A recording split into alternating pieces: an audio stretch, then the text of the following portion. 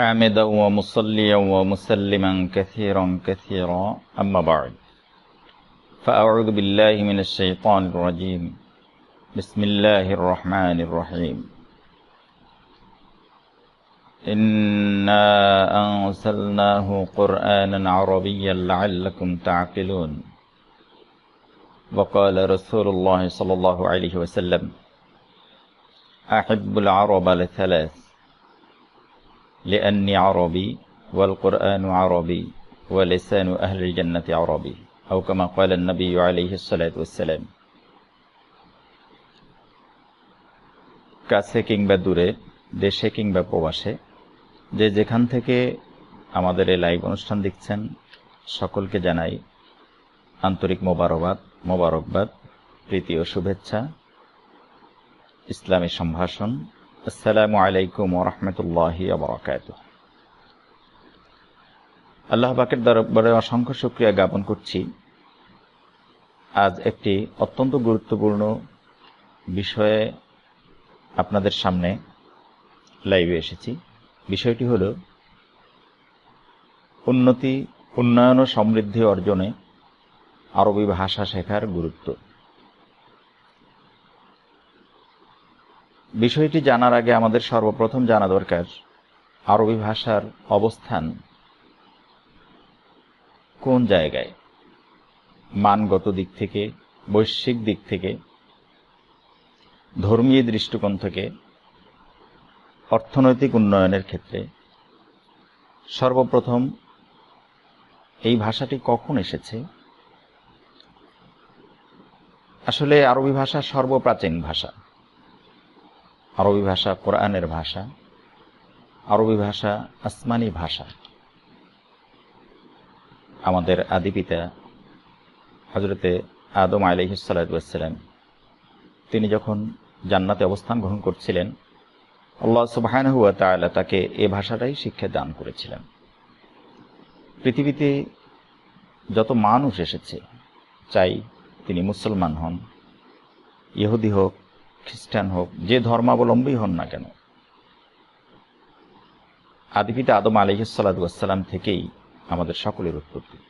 তিনি যে ভাষাটা শিক্ষা গ্রহণ করেছিলেন সেটাই ছিল আরবি ভাষা।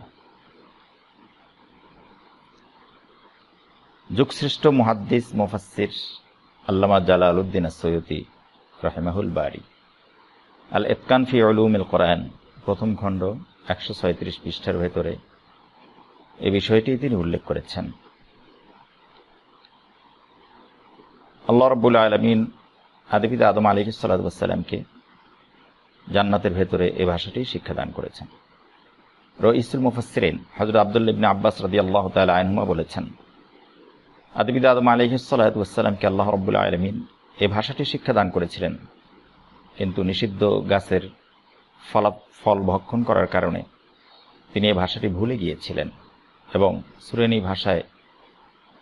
ভাষায় তিনি কথাবার্তা বলা শুরু করেছিলেন। পরবর্তীতে আল্লাহ রাব্বুল আলামিন যখন তার তওবা কবুল করলেন, তিনি আবার আরবি ভাষায় কথা বলা শুরু করলেন এবং তার থেকে তিনি যখন দুনিয়ায় আগমন করলেন, তার থেকে হযরতে নবী নূহ আলাইহিস সালাতু ওয়াস সালাম পর্যন্ত সারা বিশ্বে একটি মাত্র ভাষা ছিল, যেটি বাইবেলও তার প্রমাণ দেয়। নূহ আলাইহিস সালাতু ওয়াস সালামের সময়কালীন যে বন্যা হয়েছিল, এই বন্যায় সবকিছু ধ্বংস হয়ে গিয়েছিল, যাকে আদমে সানি বলা হয়, এবং তার 3 পুত্র সাম, হাম, ইয়াফাস। এই সামের থেকে সাম তিনি এসেছিলেন মধ্যপ্রাচ্যে, তার বসবাস ছিল, এবং তার বংশধর থেকে যেই ভাষাটি সারা বিশ্বে প্রচারিত হয়েছিল সেটি ছিল সেমিটিক ভাষা, এবং সেই সেমিটিক ভাষা বা সামি ভাষা মূলত সেটি আরবি ভাষা। এই আরবি ভাষাটা সর্বপ্রথম ভাষা। ধর্মীয় দৃষ্টিকোণ থেকে আল্লাহ রাব্বুল আলামিন একই প্রধান ভাষা এবং সর্বশ্রেষ্ঠ ভাষা হিসেবে উল্লেখ করেছেন। আসমানি যত কিতাব, সহিফা, সেগুলো আরবি ভাষায় অবতীর্ণ হয়েছিল, কিন্তু অন্যান্য সহিফা এবং আসমানি কিতাবগুলো ওই জমানার নবী রাসূলগণ তাদের উম্মতদের কাছে, স্বজাতির কাছে তাদের মাতৃভাষায় অনুবাদ করে প্রচার করতেন। শুধুমাত্র আরবি ভাষাটাই তার মূল আসমানি ভাষায় অক্ষত আছে, অক্ষুণ্ণ আছে। আল ইতকান ফি উলুমিল কোরআনের ভিতরে তথ্যটি আমরা পাই। আরবি ভাষার পরেও পৃথিবীর অতি প্রাচীনতম কিছু ভাষা আমরা জানি, যেমন সংস্কৃতি ভাষা আরবি ভাষার পরপরই তার অবস্থান, যেটি খ্রিস্টপূর্ব 2000 সালে সারা বিশ্বে ছড়িয়ে পড়ে। গ্রিক ভাষা খ্রিস্টপূর্ব 1500 বছর আগে আসে। চীনা ভাষা খ্রিস্টপূর্ব 1250 বছর আগে আমরা তার অস্তিত্ব পাই। হিব্রু ভাষা খ্রিস্টপূর্ব 1000 বছর পূর্ব থেকে আমরা তার অস্তিত্ব পাই।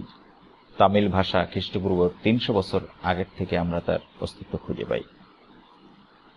আর যে কারণেই প্রাচীনতম ভাষা হওয়ার কারণে মানের দিক থেকে, বৈশিষ্ট্যের দিক থেকে, সৌন্দর্যের দিক থেকে আজ জাতিসংঘের দাপ্তরিক 6টি ভাষা আল লুগাতুর রসমিয়্যাহ লিল উমামিল মুত্তাহিদা, জাতিসংঘের দাপ্তরিক এবং অফিসিয়াল যতগুলো ভাষা আছে আরবি ভাষা তার অন্যতম। আরবি ভাষা বর্তমানে সারা বিশ্বে 29,50,00,000 মানুষ ব্যবহার করে থাকে। এবং ইংরেজি ভাষা বর্তমানে যেই ভাষা সারা বিশ্ব দাপুটের সাথে পরিচালিত হয়ে আসছে, সকলেই ইংরেজি ভাষা কম বেশি আন্তর্জাতিক ভাষা হিসেবে পরিচিত। সেই ইংরেজি ভাষার পরেই কিন্তু আরবি ভাষার অবস্থান। আমরা আরবি ভাষাভাষী যারা আরবিকে ভালোবাসি, আরবিকে ভালো কেন বাসি? একদিকে এটি কোরআনের ভাষা। আমার আল্লাহ রাব্বুল আলামিন বলেছেন, ইন্না আনজালনাহু কুরআনান আরাবিয়্যান লাআল্লাকুম তা'কিলুন, আমি কোরআনকে আরবি ভাষায় নাজিল করেছি যেন তোমরা উপলব্ধি করতে পারো, কারণ এটি সহজ বোধগম্য একটি ভাষা। অপরদিকে প্যারা নবী রাসূল আরবি সাল্লাল্লাহু আলাইহি ওয়াসাল্লাম তিনি বলেছেন, তোমরা আরবি ভাষাকে ভালোবাসো 3টি কারণে। আমি মুহাম্মদুর রাসূলুল্লাহ সাল্লাল্লাহু আলাইহি ওয়াসাল্লাম আরবি ভাষায় কথা বলি, কোরআন আরবি ভাষায় লিখিত, জান্নাতীদের ভাষা হবে আরবি। ইমাম বাইহাকী রাহমাতুল্লাহ আলাইহি এই হাদিস নকল করেছেন। সেই হিসেবে শুধু যে আল্লাহর হাবিব বলেছেন সেজন্যই আমরা আরবিকে ভালোবাসবো তা নয়। এই আরবি ভাষা আমরা যদি অন্য দৃষ্টিকোণে মূল্যায়িত করতে চাই, সাধারণত আমাদের একটা অভ্যাস আছে, আমরা যেই বিষয়ে বেশি লাভবান হতে পারি তাকে আমরা ততটাই গুরুত্ব দিতে চাই। অর্থনৈতিক সমৃদ্ধি আমরা চাই, আমরা দেশের উন্নয়ন চাই, আমরা সারা পৃথিবীতে মাথা উঁচু করে দাঁড়াতে চাই। সেক্ষেত্রে আমরা যদি আরবি ভাষাকে গুরুত্ব দিতে পারি, যেটি আজকে অবহেলিত অবস্থায় আছে, আরবি ভাষার যেই মান, আরবি ভাষার যেই গুরুত্ব আন্তর্জাতিক অঙ্গনে আছে, আমরা বাংলাদেশিরা সেটি বুঝতে চরমভাবে ব্যর্থ হয়েছি। আমরা যদি একটু লক্ষ্য করি, সারা পৃথিবীতে অর্থনৈতিক উন্নতিতে যারা প্রবাসী আয় অর্থাৎ রেমিটেন্স আহরণ করেন, এই রেমিটেন্স আহরণকারী দেশের ভেতরে 10টি দেশের নাম যদি নেই, কয়েকটি দেশের নাম যদি নেই, সারা বিশ্বের সবথেকে বৈদেশিক মুদ্রা এবং রেমিটেন্স আহরণ করে আমাদের পার্শ্ববর্তী দেশ ভারত। আর যে কারণেই এই দক্ষিণ পূর্ব এশিয়ায় ভারতের গুরুত্ব এতটাই, অর্থনৈতিক সমৃদ্ধি অর্জন করার কারণে। আপনারা জানলে অবশ্যই আশ্চর্যান্বিত হবেন যে প্রবাসী আয়ের পরিমাণের দিক থেকে শীর্ষে ভারত। ভারত ইদানিং একটি রিপোর্টে দেখা গেছে বিগত 2 বছর আগে একটি জরিপ আমরা দেখতে পাই, সেক্ষেত্রে ভারত রেমিটেন্স আহরণ করেছে $87 বিলিয়ন, চীন সেক্ষেত্রে $53 billion, Mexico $53 billion, Philippines $36 billion, মিশর $33 billion, Pakistan $33 billion, Bangladesh $23 billion. আমি অন্য দেশের সাথে বাংলাদেশের কম্পেয়ার করব না, বা আমরা অন্য দেশের বিষয়ে বিশ্লেষণ করার আসলে সময় পাব না। আমি আমাদের পার্শ্ববর্তী রাষ্ট্র ভারতের একটি তুলনা দিতে চাই। ভারতের যে এই রেমিটেন্স, আজকে এই অতিমারি করোনায় সারা দেশ যখন, সারা বিশ্ব যখন ভঙ্গুর অবস্থায় পড়ে গেছে, অর্থনৈতিক ধসের ভেতরে পড়ে গেছে, সেক্ষেত্রে বাংলাদেশ যতটুকু দাঁড়িয়ে আছে অর্থনৈতিক ভিত্তির উপরে, সেটি কিন্তু বৈদেশিক মুদ্রা এবং প্রবাসীদের পাঠানো রেমিটেন্সের উপরে ভিত্তি করেই। সেই রেমিটেন্সটা আমাদের থেকে ভারত অনেক গুণে বেশি।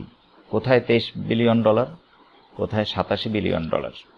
ভারত যে এই রেমিটেন্সটা আহরণ করে তার ম্যাক্সিমাম আসে মধ্যপ্রাচ্য থেকে। আপনারা জানলে অবাক হবেন, ভারতের এতটা উন্নয়নের পেছনে মধ্যপ্রাচ্যের রেমিটেন্স টনিকের মতো কাজ করে। আর ভারত যে মধ্যপ্রাচ্য থেকে কাতার, কুয়েত, মিশর, সংযুক্ত আরব আমিরাত, সৌদি আরব ইত্যাদি যে সকল দেশে রাষ্ট্রীয় ভাষা আরবি, সেই দেশের মানুষদের সাথে অ্যাডাপ্টেশনের জন্য এবং বিশেষ করে যুক্তরাষ্ট্র, যুক্তরাজ্য যে সকল দেশে ইংরেজি চালু আছে এবং ইংরেজি ভাষা সরকারি ভাষা, সে সকল দেশে ভারতের মানুষদের আবেদন অতটা বেশি নয় যতটা চাহিদা মধ্যপ্রাচ্যে আছে। কারণ আমরা জানি আরবরা সাধারণত তারা একটু অলস প্রকৃতির। আল্লাহ রাব্বুল আলামিন তাদেরকে নিয়ামত দান করেছেন, অনেক সম্পদ, অনেক স্বর্ণ, তৈল, খনিজ পদার্থ আল্লাহ রাব্বুল আলামিন তাদেরকে দিয়ে ধন্য করেছেন। আল্লাহর হাবিবের পদধূলির কারণে আল্লাহ রাব্বুল আলামিন অনেক সম্পদ আরব ভূখণ্ডে দান করেছেন। সেই ভূখণ্ডের ব্যবসা বাণিজ্য পরিচালনা এবং সেখানের বহু কলকারখানায় শ্রমিক পাঠানোর ক্ষেত্রে অনেক কোয়ালিফাইড শ্রমিক ভারত সরকার পাঠিয়ে থাকেন রেমিটেন্স আহরণের জন্য।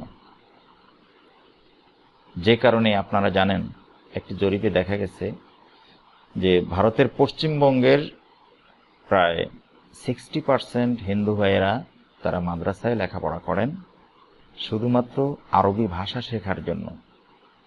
এটা ধর্মীয় দৃষ্টিকোণ থেকে নয়, দেশের উন্নয়নের জন্য তারা আরবি শিখছেন।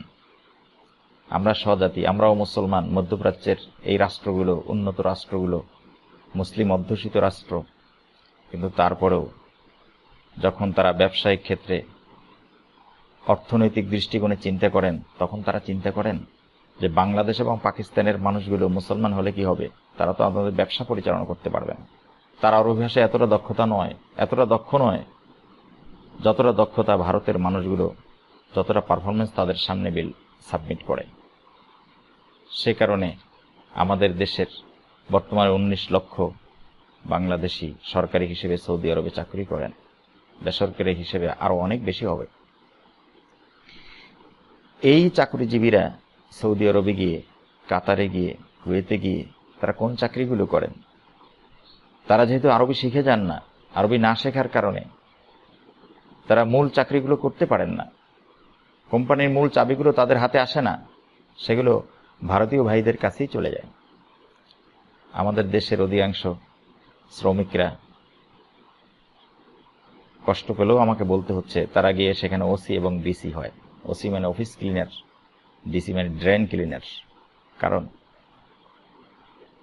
অফিস ক্লিন করতে ভাষা লাগে না, ড্রেন ক্লিন করতে ভাষা লাগে না। হাতে একখানা ঝাড়ু ধরায় দিয়ে বলে যে এই হলো বাংলাদেশি শ্রমিকদের সৌদি আরবে এবং মধ্যপ্রাচ্যে চাকরির অবস্থান। আজ যদি আমাদের দেশের প্রবাসী ভাইয়েরা আরবি শিখে যেতে পারতেন, মধ্যপ্রাচ্যের ব্যাপক রেমিটেন্স আজকে বাংলাদেশে আসতো। যেহেতু ধর্মীয় দিক থেকেও আমরাও মুসলমান, তারাও মুসলমান, হৃদ্যতা আছে, আন্তরিকতা আছে, ভালোবাসা আছে, কিন্তু চাবি দেওয়ার মতো সৎসাহস মধ্যপ্রাচ্যের মানুষগুলো পায় না যে বাংলাদেশিদের হাতে আমাদের কোম্পানির চাবিগুলো দেই, কারণ আমরা তাদের সাথে মনোভাব ব্যক্ত করতে পারি না। আজ দুঃখজনক হলেও সত্য, বাংলাদেশে আমরা যারা লেখাপড়া করি, আমরা যদি আরবি ভাষাটাকে ভালো করে রপ্ত করতে পারতাম। আপনারা জানেন বাংলাদেশে আরবি ভাষা শিক্ষা দেয়া হয় দুটো শিক্ষাধারায়, একটি হলো কওমিয়া মাদ্রাসা আর একটি হলো আলিয়া মাদ্রাসা। এই দুটো শিক্ষাধারার সাথে আরেকটি শিক্ষাধারা আছে জেনারেল ভাইরা, স্কুল কলেজের শিক্ষাধারা। এই তিনটা শিক্ষাধারার মধ্যে আমরা যদি বিশ্লেষণ করি, এই তিনটা শিক্ষাধারায় আমরা যদি আরবিকে ব্যাপকভাবে চর্চায় নিয়ে আসতে পারতাম, আমাদের দেশ উন্নত হতো। আমি আজকে ধর্মীয় দিক থেকে আরবিকে গুরুত্ব দিতে হবে সেটি আমরা সবাই জানি, কিন্তু আমার আজকে মূল প্রতিপাদ্য বিষয় হলো দেশকে যদি উন্নয়ন করতে হয়, আপনি রাখেন ধর্মীয় দৃষ্টিকোণ তো আছেই, দেশকে যদি উন্নত করতে হয় তাহলে একটা বিরাট সুযোগ আছে। আমরা তিনটি ধারার শিক্ষা ব্যবস্থায় যদি আরবিকে প্রচলন করতে পারতাম, আরবি শেখাতে পারতাম, তাহলে আজকে দেশের রেমিটেন্স অনেক গুণে বাড়ত। যেটি ভারত পেরেছে, যেটি অন্যান্য দেশ পেরেছে, আমরা কেন সেটা পারব না? আমরা এই ফেসবুকের মাধ্যমে আমি সকল ভাইদের কাছে অনুরোধ রাখতে চাই, আলিয়া মাদ্রাসা, কওমিয়া মাদ্রাসা, জেনারেল শিক্ষাধারা আজ নতুন তো তৈরি হয়নি। 1780 সালে সর্বপ্রথম যেই শিক্ষাধারাটি আমাদের এই উপমহাদেশ চালু হয়েছিল সেটি আলিয়া শিক্ষাধারা। এরপরে 1857 সালে কলকাতা বিশ্ববিদ্যালয়ের মাধ্যমে ব্যাপকভাবে জেনারেল শিক্ষা আমাদের দেশে চালু হয়। এরপরে 1866 সালে কওমি শিক্ষাধারা দেওবন্দ মাদ্রাসা প্রতিষ্ঠার মাধ্যমে আমাদের দেশে চালু হয়। এই তিনটি শিক্ষাধারার মধ্যে সর্বপ্রাচীন শিক্ষাধারা হলো আলিয়া শিক্ষাধারা। আজকে সেই আলিয়া শিক্ষাধারায় আমরা কতটুকু আরবি পাচ্ছি, আমরা কতটুকু আরবি শিখতে পারছি? এই তিনটা শিক্ষাধারার মধ্যে আমি জানি না বিশ্বে কোন দেশে শিক্ষাধারার এতটা বৈপরীত্য থাকতে পারে। বহু উন্নত দেশের শিক্ষাধারা একই শিক্ষাধারা, যেটি 1207 থেকে 1700 শতাব্দীর কিছু পর্যন্ত, প্রায় 500 বছর পর্যন্ত আমাদের দেশে আরবি শিক্ষা একটা বড় বাহন ছিল। আজকে আমরা কেউ আরবি শিখছি, কেউ ইংরেজি শিখছি। তবে একদিক থেকে আমাদের একটি শিক্ষাধারাকে পারফেক্ট মনে হয় আমার কাছে, আপনারা কতটুকু একমত হবেন জানি না। আলিয়া শিক্ষাধারায়, কওমি শিক্ষাধারায় আরবিকে গুরুত্ব দেওয়া হয়, উর্দুকে গুরুত্ব দেওয়া হয়। আবার জেনারেল শিক্ষায় mathematics, physics, chemistry, biology, zoology এবং ইংরেজি, বাংলা এই বিষয়গুলোকে গুরুত্ব দেওয়া হয়। একটি মাত্র শিক্ষাধারা আমাদের দেশে আছে, সেটি হলো কওমি শিক্ষাধারা এবং এই জেনারেল সমন্বয়ে আলিয়া শিক্ষাধারা। কওমি ভাইয়েরা আরবি ব্যাপকভাবে তারা চর্চা করেন, ধন্যবাদ তাদেরকে, অবশ্যই শুকরিয়া আদায় করি।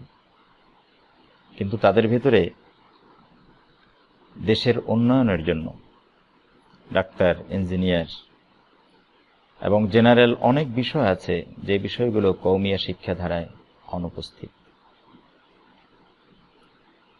আবার জেনারেল শিক্ষার ভেতরে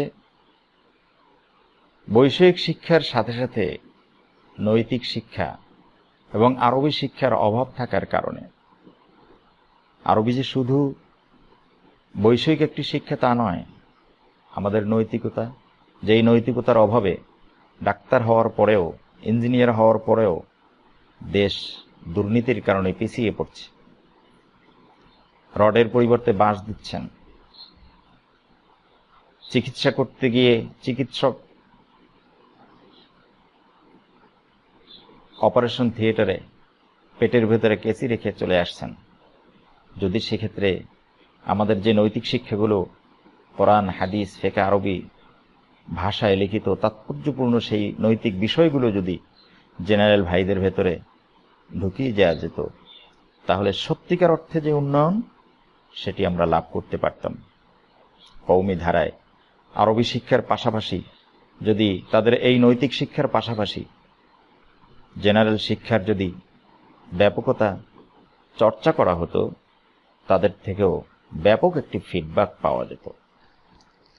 আসুন এই জেনারেল শিক্ষা এবং কওমি ধারার শিক্ষা দুটোকে সমন্বয় করে সেই যে কলকাতা আলিয়া মাদ্রাসা থেকে সর্বপ্রথম উপমহাদেশের শিক্ষাধারা, আলিয়া শিক্ষাধারা চালু হয়েছিল, দুঃখজনক হলেও সত্য, সিলেবাস অত্যন্ত পারফেক্ট এবং উপযুক্ত, কিন্তু সেই সিলেবাস অনুযায়ী আমরা ফিডব্যাক দিতে পারছি না আমাদের অলসতার কারণে। আমরা 10 বছর 15 বছর পর্যন্ত ছাত্রদেরকে পড়াচ্ছি, নিজেরা পড়ছি, কিন্তু লা নাস্তাতিউ আলা তাকাল্লুম বিল লুগাতিল আরাবিয়্যাহ, আরবি ভাষায় কথা বলতে পারছি না, দুটো বাক্য বলতে পারছি না, মনের ভাব ব্যক্ত করতে পারছি না। আমরা যদি সত্যিকার অর্থে আলিয়া মাদ্রাসায়, কওমিয়া মাদ্রাসায় এই আরবির ব্যাপক চর্চা করতে পারতাম, শুধুমাত্র কাওয়ায়েদুল লুগাতিল আরাবিয়্যাহ, কিছু আরবি ব্যাকরণ জানব, বৈষয়িক কিছু লেখাপড়া করব, এর মধ্যে সীমিত না থেকে আমরা যদি ব্যাপকভাবে আমরা মনোভাব ব্যক্ত করতে পারতাম, আরবিতে কথা বলার যোগ্যতা অর্জন করতে পারতাম, সেভাবে দর্স তাদরিজে নিজেদেরকে পরিচালিত করতে পারতাম, আজকে আমাদের দেশ উন্নয়নের জন্য অনেক বড় ভূমিকা রাখতে পারত। আজকে আমরা এই আলোচনার মাধ্যমে আমার মনের আকুতি, আমরা সকলে একটু ব্যাপকভাবে আরবি চর্চা করি। আরবি ভাষাটা আমরা যদি রপ্ত করতে পারতাম, নৈতিকতায় আমাদের দেশের ছাত্রছাত্রীরা অনেক বেশি উন্নতি লাভ করতে পারত। জাপান তো 1945 সালে হিরোশিমা নাগাসাকিয় যে ধ্বংসস্তূপে পরিণত হয়েছিল, তখন তো বাংলাদেশের থেকে জাপান অনেক বেশি আগানো ছিল না। সেই জাপান আজকে সাহায্য দিচ্ছে, আমরা নিচ্ছি। এর কারণ কি? এর কারণ হলো একটাই, জাপানিদের ভেতরে আমাদের মতো দুর্নীতি করার মানসিকতা নেই।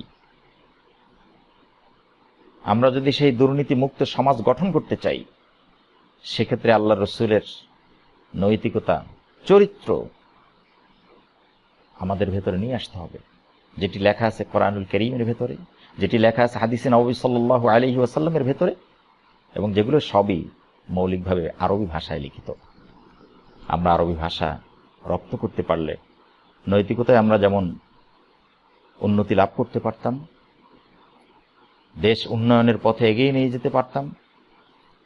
মাননীয় প্রধানমন্ত্রী, গণপ্রজাতন্ত্রী শেখ হাসিনা, আপনি অনেক উন্নয়ন করেছেন, আপনার কাছে আমরা স্বনির্বন্ধ অনুরোধ, SDG 4 বলুন, সাস্টেইনেবল ডেভেলপমেন্ট গোলস, টেকসই উন্নয়ন যেভাবেই আপনি বলেন, শিক্ষার মান উন্নয়ন ছাড়া কখনোই সম্ভব হবে না। SDG 4 কোয়ালিটি এডুকেশন, যোগ্যতা সম্পন্ন শিক্ষা, এইটা যদি আমরা পাইতে চাই, দেশকে যদি উন্নত করতে চাই, আরবিকে এড়িয়ে এটি সম্ভব নয়। কারণ হলো, জাতিসংঘের দাপ্তরিক 6টি ভাষার যেই ইংরেজি নিয়ে আমরা এত মাতামাতি করি, সেটি 3 নম্বরে আছে। 37 কোটি 20 লক্ষ মানুষ ইংরেজি ভাষা ব্যবহার করে, তারপরেই কিন্তু স্থান আরবি ভাষাভাষীদের। 29 কোটি 50 লক্ষ মানুষ সারা বিশ্বে ছড়িয়ে ছিটিয়ে আরবি ভাষাকে ব্যবহার করছে। বাংলা আমাদের মাতৃভাষা, এর সাথে ইংরেজি ব্যাপকভাবে আমরা যেমন চর্চা করি, পাশাপাশি আরবি ভাষাটাও যদি আমাদের চর্চা হতো, সারা বিশ্বে আমরা বাঙালিরা আমরাই পারব। 9 মাসে মুক্তিযুদ্ধের মাধ্যমে আমরা দেশকে স্বাধীন করেছি। আর একটা যুদ্ধ আমাদের করতে হবে, ভাষার যুদ্ধ। ইংরেজির সাথে বাংলার সাথে আরবিকেও আমরা নিয়ে আসব।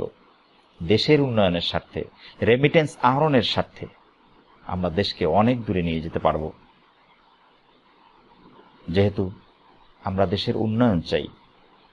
আল্লাহর হাবিব বলেছেন, কাদাল ফাকরু আইয়াকুনা কুফরান, দারিদ্র মানুষকে কুফরির পর্যায়ে নিয়ে যায়। আজ আমাদের দেশের এত শ্রমিক বিদেশে গিয়ে চাকরি করেন, তারা যদি মানসম্মত চাকরিটা পেতেন, সমান সংখ্যক সময়, এই সময়ের ভেতরেই তারা আয়ের মাত্রাকে অনেক গুণ বাড়াতে পারতেন। সেজন্য আমাদের সকলের অবস্থান থেকে চেষ্টা করা প্রয়োজন, আমরা কিভাবে আরবি ভাষাকে গুরুত্ব দিয়ে দেশকে এগিয়ে নিয়ে যেতে পারি।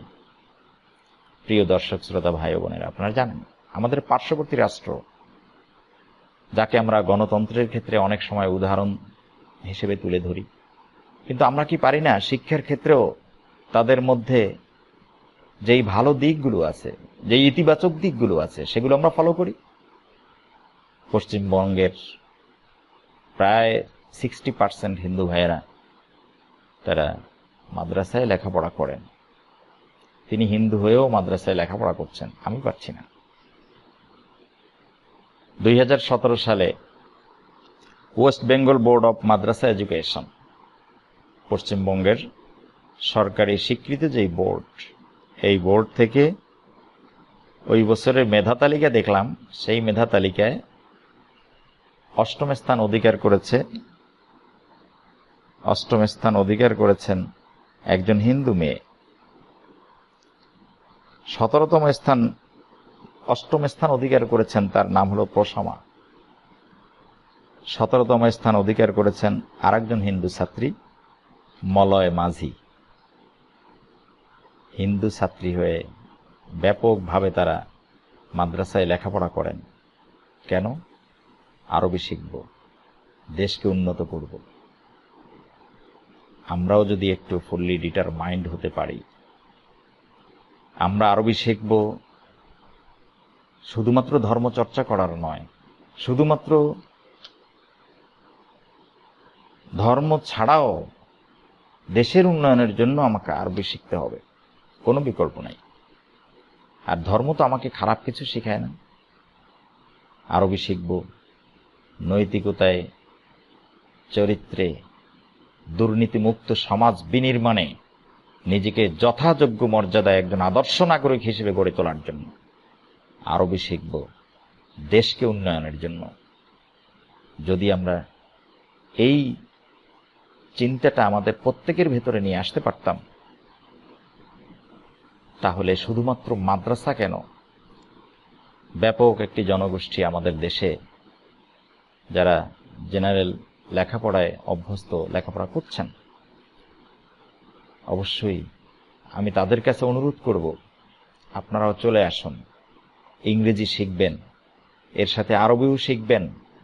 আল্লাহ রাব্বুল আলামিনের রহমত পাবেন, আল্লাহ তাআলার নির্দেশ আপনাদের মাধ্যমে বাস্তবায়িত হবে, দেশ উন্নত হবে।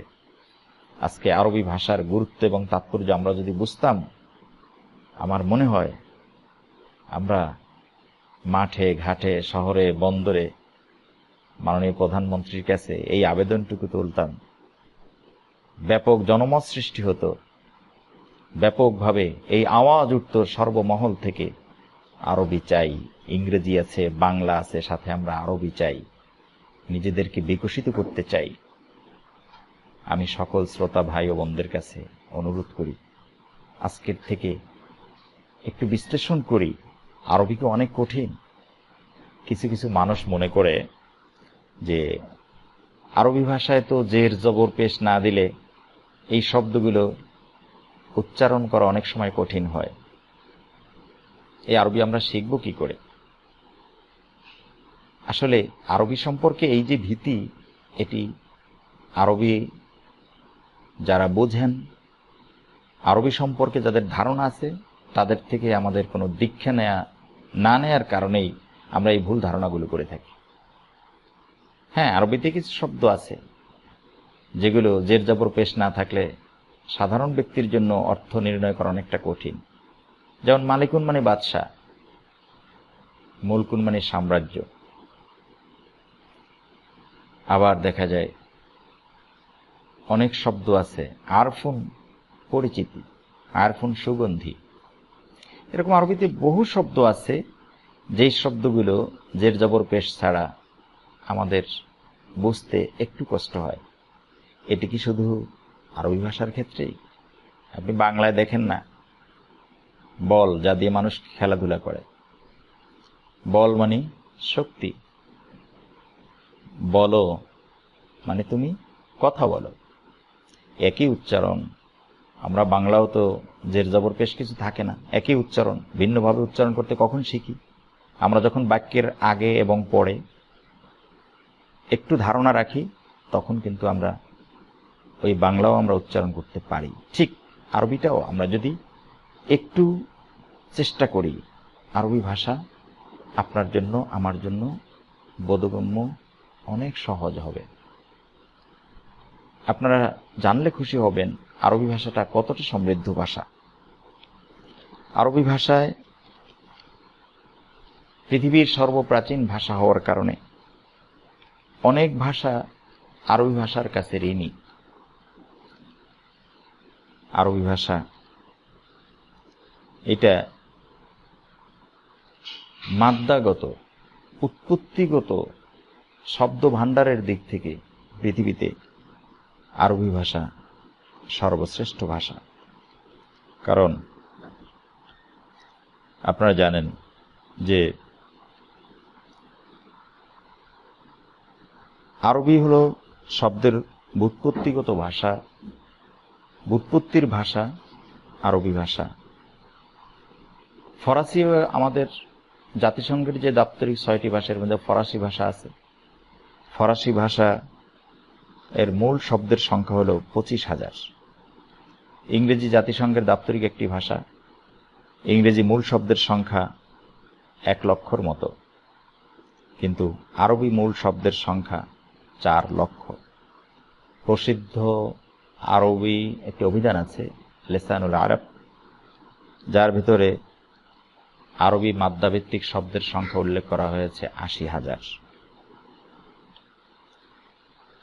আরেকটি বিশ্লেষণ যদি আমরা দেখি যে আরবি ভাষাটা কতটা সমৃদ্ধ, আমাদের প্রচলিত কিছু ইংরেজি শব্দ আছে যেগুলো মূলত ইংরেজি ভাষার থেকে নয়, উৎপত্তিগত আরবি ভাষার শব্দ, কিন্তু সেটি ইংরেজি ভাষায় ব্যবহার করা হয়। যেমন আর্থ মানে পৃথিবী, এটা আরবি আর্দুন থেকে আসছে। সুগার চিনি, এটা আরবি সুক্কারুন থেকে আসছে। কফি আমরা যেটা পান করি, এটি আরবি কহওয়া থেকে এসছে। কাট মানে কাটা, এটা আরবি কতরান থেকে এসছে।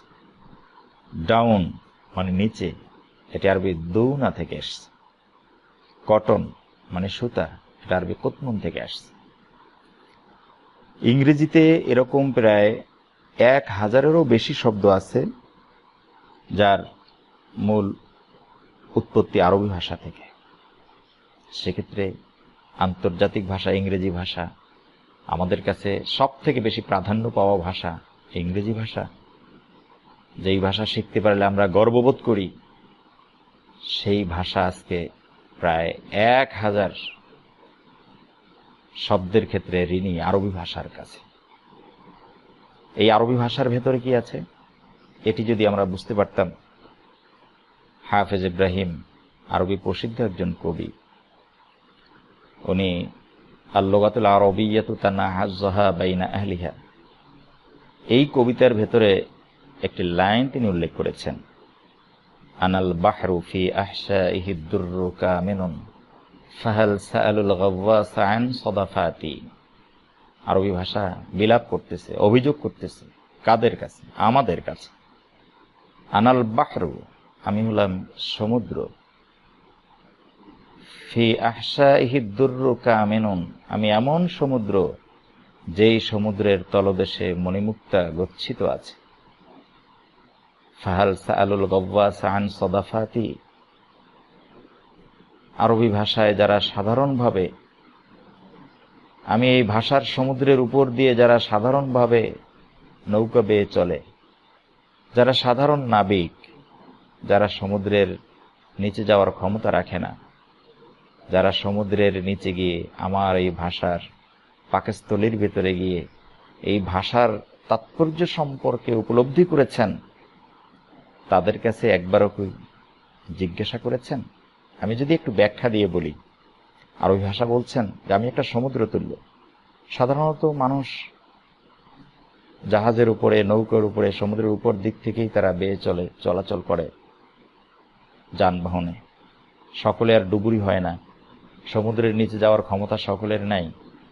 কিন্তু যারা সমুদ্রের উপরে বিচরণ করেন তারা কিন্তু মনের কৌতূহল নিয়ে সমুদ্রের নিচে যারা গমনাগমন করে ডুবুরিদের কাছে অনেক প্রশ্ন করেন, ভাই সেখানে কি দেখে আসলাম? তো আরবি ভাষা বলছে যে আমার ভাষার যে রহস্য, আমার ভাষার যে স্বাদ, এইটা যারা উপলব্ধি করতে পারছে, আমার ভাষায় যারা ব্যুৎপত্তি অর্জন করতে পেরেছে, তোমরা যারা সাধারণ পাঠক আছে তারা কি আরবি ভাষায় ব্যুৎপত্তি অর্জনকারীদের কাছে একবার প্রশ্নও করেছো এই ভাষার ভেতরে কি আছে? আমি আপনাদের সকলের কাছে অনুরোধ রাখব, আমরা এই ভাষাকে এগিয়ে নিয়ে যাই। এই ভাষা আমরা রপ্ত করি, সেই ভাষা আমরা রপ্ত করব যেটি কবর, হাসর, মিজান, সিরাত, জান্নাতে আমাদের ভাষা হবে। জান্নাতে গেলে আমাদের এই ভাষাই কথা বলতে হবে। আসুন আমরা সকলে মিলে আরবি ভাষা চর্চা করি। ইংরেজি তো চর্চা করবেনই, ইংরেজি করুন, অন্যান্য ভাষা আপনি রপ্ত করুন, কিন্তু আমাদের অবস্থান থেকে, বিশেষ করে আমরা উন্নয়নশীল একটি রাষ্ট্র যেটি কাঙ্ক্ষিত লক্ষ্যে পৌঁছতে চাই, আমাদের কাঙ্ক্ষিত লক্ষ্যে পৌঁছতে হলে, দুর্নীতি মুক্ত সমাজ গড়তে হলে, দেশকে উন্নয়ন করতে হলে এগিয়ে আসুন আমরা ইংরেজি ভাষা, বাংলা ভাষার পাশাপাশি আরবি ভাষাও চর্চা করি। নিজেদের ভেতরে ভেদাভেদ ভুলে যাই। দেশের স্বার্থে, দুর্নীতিমুক্ত সমাজ গঠনের স্বার্থে, চরিত্র গঠনের স্বার্থে কওমিয়া মাদ্রাসা যেমন প্রয়োজন,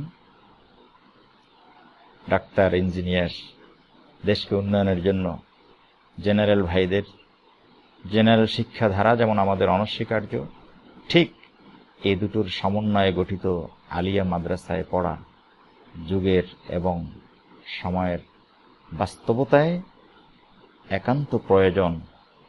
আমরা যেন তিনটা শিক্ষাধারাই এক মন এবং মানসিকতা নিয়ে দুর্নীতিমুক্ত সমাজ বিনির্মাণ, দেশকে উন্নয়ন এবং দক্ষ জনশক্তিতে রূপান্তরিত করার জন্য মন মানসিকতা নিয়ে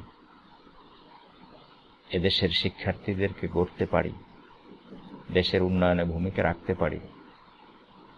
সেই তৌফিক আল্লাহ রাব্বুল আলামিন আমাদের সকলকে দান করুন। আপনাদের সকলের সুস্বাস্থ্য এবং দীর্ঘায়ু কামনা করি, সকলের সালামত কামনা করি। যারা আমার এই লাইভ অনুষ্ঠান দেখছেন সকলকে আন্তরিক মোবারকবাদ, কৃতজ্ঞতা, ধন্যবাদ জ্ঞাপন করে আমার আলোচনা আজকের মতো এখানেই শেষ করছি। যারা আমার এই লাইভ দেখছেন সুন্দর মতামত দিয়ে, পরামর্শ দিয়ে ভবিষ্যতে আরো সুন্দর পরামর্শভিত্তিক এবং আপনাদের উপকারে আসে এমন বিষয় নিয়ে উপস্থিত হতে পারি, সেই দোয়া এবং আল্লাহ সুবহানাহু ওয়া তাআলার কাছে তৌফিক কামনা করে আমার আলোচনা এখানে শেষ করছি। আসসালামু আলাইকুম ওয়া রাহমাতুল্লাহি ওয়া বারাকাতুহু।